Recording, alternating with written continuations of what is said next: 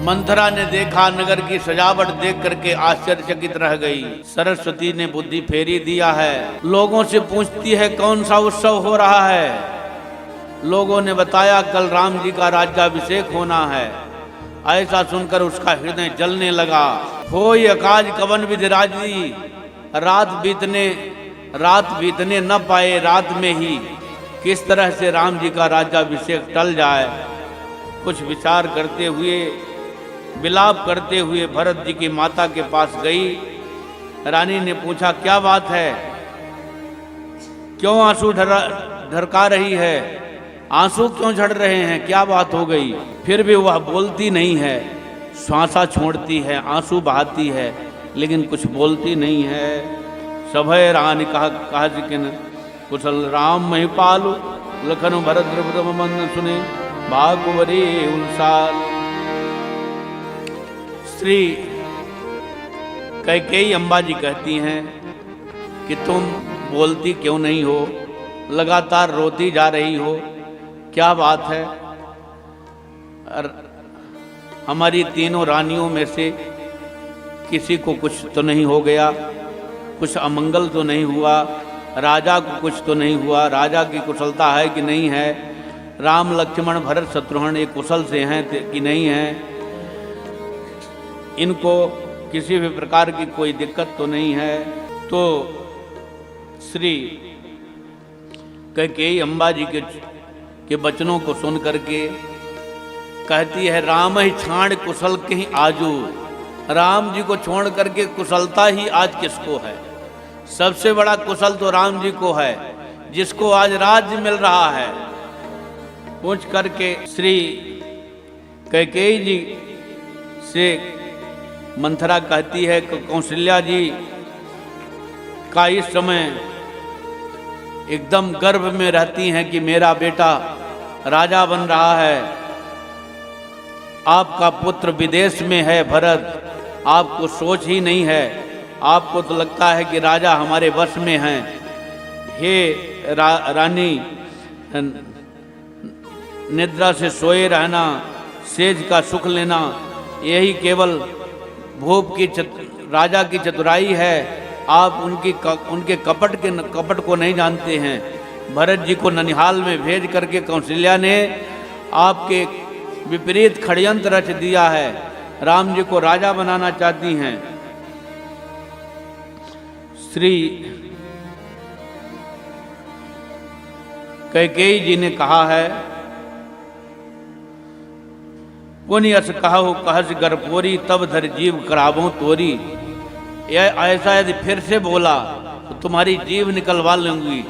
घरफोरी नाम रख दिया, घर में विवाद खड़ा करने वाली, घर में उपद्रव मचाने वाली, घर में फूट डालने वाली, तुम्हारी मैं जीव निकलवा लूंगी यदि ऐसी बोली तो। काने खोरे कुबरे कुटिल कुचाली जान, ते विशेष पुंचेर कही भरत मास मुस्कान। फिर अपना सेवक कैसा भी हो, अपने सेवक को तो मना पिटा करके रखना पड़ता है।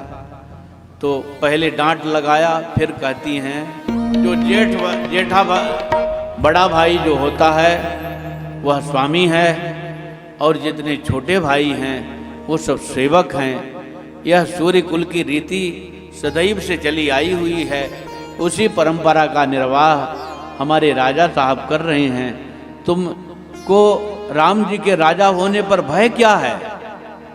तब फिर वह कहती है हे श्री कैकेयी अम्बाजू, हे रानी, आपको राम जी प्राणों के समान प्रिय हैं और राम जी को आप प्राणों के समान प्रिय हैं, ये बात सत्य है। लेकिन कब तक, जब तक राजा नहीं बने हैं। जिस दिन राम जी राजा बन जाएंगे उस दिन मित्र भी शत्रु हो जाता है। प्रभुता पाए काहे मद नाही, कोअस जो जन्मा जगमाही। इस संसार में कौन ऐसा जन्म लिया है कि प्रभुता पा करके अहंकार नहीं हो जाता। आप राम जी को प्रिय हैं, राम जी आपको प्रिय हैं, लेकिन इस बात को आप अच्छी तरह से विचार लें कि राम जी के राजा हो जाने पर राजमाता कौशल्या जी होंगी, राजमाता आप नहीं होगी। राजा श्री दशरथ जी के राजा होने पर आप रानी हैं, ये तो बात सच है, लेकिन राजा राम के होने पर आप राजमाता नहीं होगी, राजमाता तो कौशल्या होंगी। बात थोड़ी थोड़ी समझ में आ गई। ऐसे तर्क की बात किया कि थोड़ी थोड़ी बात समझ में आ गई, और जब बात समझ में आने लग गई तो कहने लगी, राम जी की माता बड़ी चतुर है, बड़ी गंभीर है, तुम्हारे पुत्र को ननिहाल भेज करके और बीच में अपने पुत्र को राजा बनाना चाहती है। राजा का तुम्हारे ऊपर विशेष प्रेम है, जो आपकी सौत कौशल्या है ना, उसको देख नहीं पा रही है, इसीलिए राजा को ही एक किनारे करे दे रही है। राम जी को राजा बना करके फिर राजा क्या रह जाएंगे, जब राम जी राजा बन जाएंगे तब तुम रानी तो नहीं, तुम रानी तो हो लेकिन राजमाता तो नहीं हो, तुम्हारा शासन नहीं चलेगा, न राम जी का शासन न ही दशरथ जी का शासन चलेगा।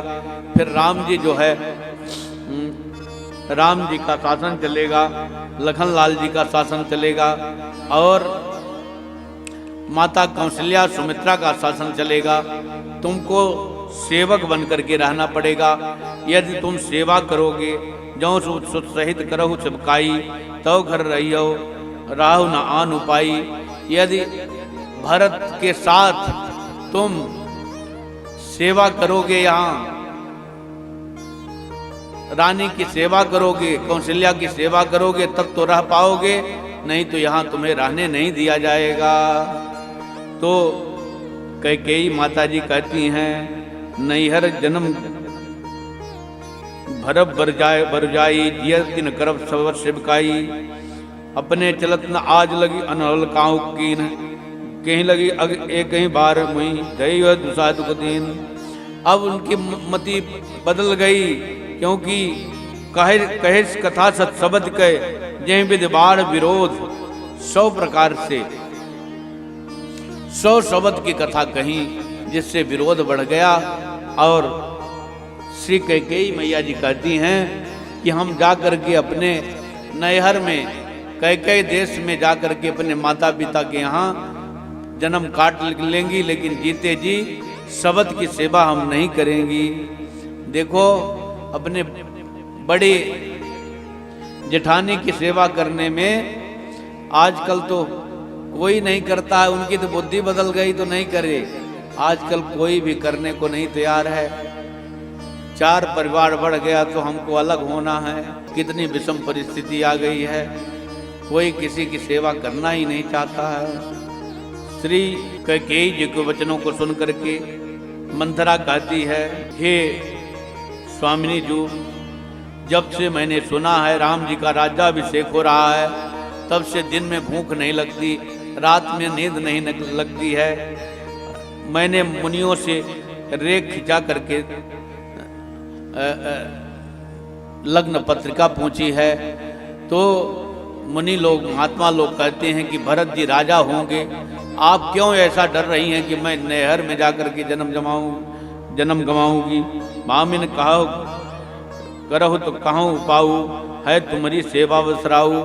फिर कैकेयी जी, यदि आप कहें तो हम आपको एक उपाय बताऊं। मैं तुम्हारे सेवा के अधीन राजा हैं, आप रात में चाहो तो काम बना सकते हो। कैकेयी जी ने कहा, कौन सा उपाय मैं बताऊं। तो श्री मंथरा कहती है कि तुमको 2 वरदान देने के लिए राजा ने कहा था, ये हमको आपने बहुत दिन पहले बताया था। तुम भोली स्वभाव की हो, भूल गई हो।